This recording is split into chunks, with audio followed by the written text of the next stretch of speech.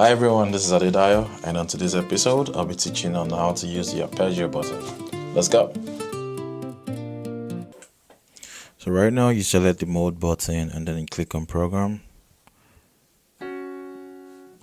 The sound we're using right now is the Italian grand piano, and when we play it, since we don't have the app on, it will just be whatever we play.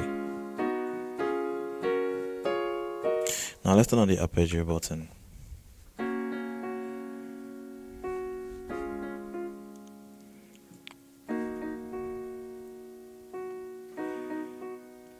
Now let's change it.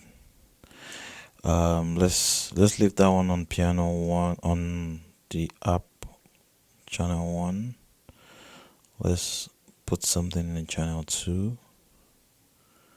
Let's add the wide arpeggio. So let's change.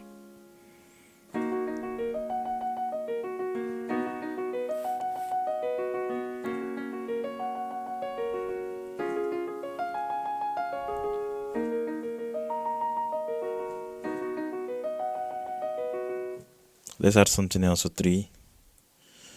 Let's use